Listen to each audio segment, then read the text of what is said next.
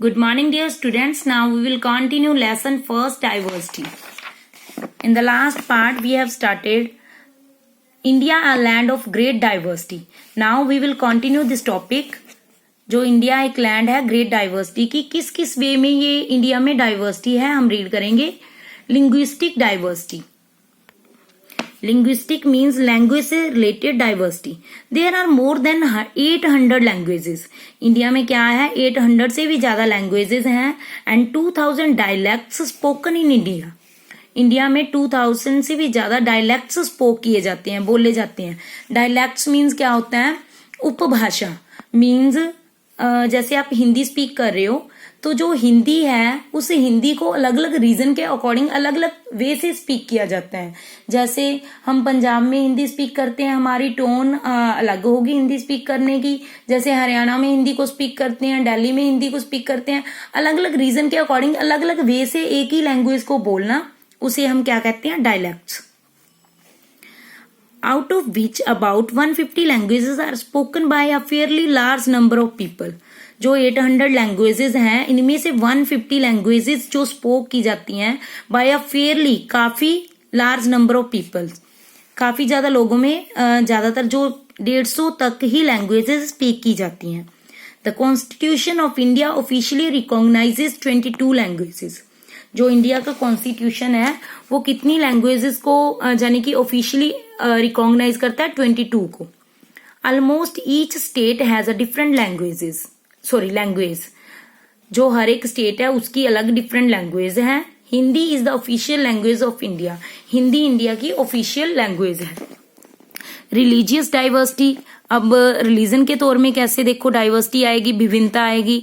In India we find people practising different religion. India में हम देखते हैं कि लोग अलग अलग धर्म को मानते हैं, प्रैक्टिस करते हैं उसकी. Hinduism, Buddhism, Jainism, Sikhism, Christianity, Islam, Zoroastrianism, Hinduism. ये देखो अलग अलग डिफरेंट रिलीजन बता दिए जो इंडिया में है. Hinduism is the oldest religion in India. Hinduism सबसे ओल्डेस्ट रिलीजन है इंडिया में. The religions of Buddhism, Jainism and Sikhism were born in India. जो रिलीजन है बुद्धिज्म, जैनिज्म एंड सिखिज्म ये कहाँ बोर्न हुए हैं? इंडिया में.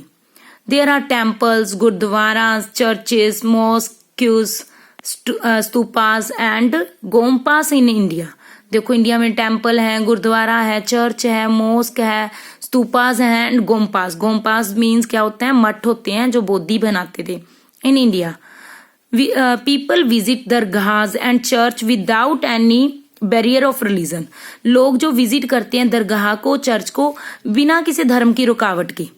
We see this amazing multiplicity of religious practices in India. Multiplicity means variety. हम ये देखते हैं कि वेराइटी है रिलीजियस प्रैक्टिसेस में. People of different religion celebrate and greet each other on festivals and live in harmony. जैसे कि हम देखते हैं जो पीपल हैं डिफरेंट रिलीजन के वो सेलिब्रेट करते हैं एंड ग्रीट मीन्स विश करते हैं एक दूसरे को फेस्टिवल्स के ऑन फेस्टिवल के ऊपर. And live in harmony means आराम से रहते हैं. This is the beauty of our country. ये हमारी कंट्री की क्या है? ब्यूटी है. India is a secular country. India एक सेकुलर कंट्री है which means that the government does not favour any particular religion. तो सेकुलर का क्या मीन है कि जो गवर्नमेंट है वो किसी भी पर्टिकुलर रिलीजन को फेवर नहीं करती. जो गवर्नमेंट है उसके लिए सारे रिलीजन क्या है? इक्वल है. Rather, people from all the religions are given equal opportunity to preach, practice and propagate their faith. तो जो हर एक धर्म से लोग हैं, पीपल ऑफ ऑल रिलीजन, सारे धर्मों के लोग हैं, उन्हें इक्वल अपॉर्चुनिटी दी जाती है, चांस दिया जाता है प्रीच करने का, उपदेश देने का, प्रैक्टिस करने का एंड प्रोपोगेट करने का देयर फेथ, उनके फेथ को एडवर्टाइज करने का. Our constitution guarantees the freedom of religion and worship to all the citizens of the country. जो हमारा कॉन्स्टिट्यूशन है, संविधान है, वो गारंटी लेता है द फ्रीडम ऑफ रिलीजन के फ्रीडम की. एंड वर्शिप पूजा करना to all the citizen of the country. कि जो ऑल द सिटीजन्स हैं ऑफ द कंट्री वो पूजा कर सकते हैं किसी भी धर्म की और किसी भी धर्म को अपना सकते हैं. Diversity in food and festival. You have read about the different festivals, music and dance forms, found in India in your earlier classes. आपने अपनी अर्लियर क्लासेस में रीड किया होगा कि इंडिया में डिफरेंट टाइप के क्या है, फेस्टिवल है, म्यूजिक है, डांस फॉर्म है। Food and festivals are a very important part of the rich Indian culture and tradition. जो फूड एंड फेस्टिवल्स हैं ये इंपॉर्टेंट पार्ट है रिच इंडियन कल्चर और ट्रेडिशन का, इंडिया के कल्चर और ट्रेडिशंस का। Every region of India has its special dishes. जो हर एक रीजन है इंडिया में, हर एक क्षेत्र है, उसकी स्पेशल डिशेज है based on the kind of food available here. ये बेस्ड है, आधारित है उस काइंड ऑफ फूड के जो कि यहाँ पे मिलता है। फॉर एग्जाम्पल मक्के की रोटी एंड सरसों का साग इन पंजाब। पंजाब में क्या फेमस है, मक्के की रोटी और सरसों का साग। And rice and fish curry in West Bengal. West Bengal में rice and fish curry. Let us take the example of the harvest festival in different parts of India. हम किसकी एग्जाम्पल लेंगे, हार्वेस्ट फेस्टिवल्स की, जो डिफरेंट पार्ट्स ऑफ इंडिया में celebrate किए जाते हैं। People celebrate their festivals according to their local customs. लोग अपने लोकल कस्टम्स के अकॉर्डिंग फेस्टिवल्स को सेलिब्रेट करते हैं। They are known by different names. उनको डिफरेंट नेम्स से जानते हैं। And celebrated during different months across the country. और डिफरेंट मंथ के अकॉर्डिंग वो सेलिब्रेट करते हैं फेस्टिवल्स को। For example in Uttar Pradesh it is celebrated as Makar Sankranti. Uttar Pradesh में इसे मकर संक्रांति के रूप में मनाया जाता है। लोहड़ी इन पंजाब, पंजाब में लोहड़ी। ओनम इन केरला, केरला में ओनम के नाम से। पोंगल इन तमिलनाडु, तमिलनाडु में पोंगल के नाम से। एंड बिहू इन असम, असम में बिहू के नाम से। The special food dishes and rituals are different in each state. जो फूड डिशेज हैं और रिचुअल्स हैं, कस्टम्स हैं उनके, वो भी क्या है, हर एक स्टेट के डिफरेंट है।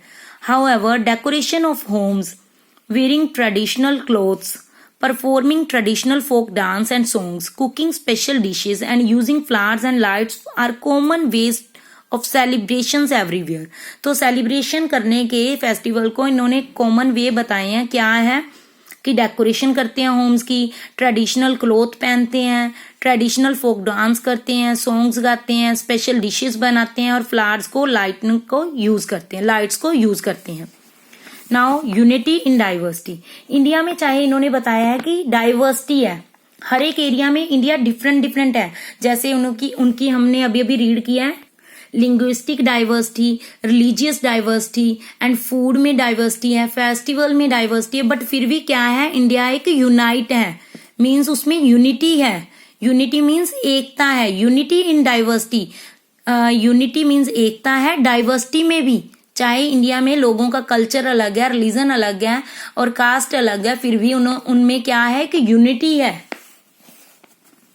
We have read about the different types of diversity that exist in India. हमने रीड किया है डिफरेंट टाइप ऑफ डाइवर्सिटी के बारे में जो इंडिया में एग्जिस्ट है। The geographical and historical diversity has shaped the regional cultures of India.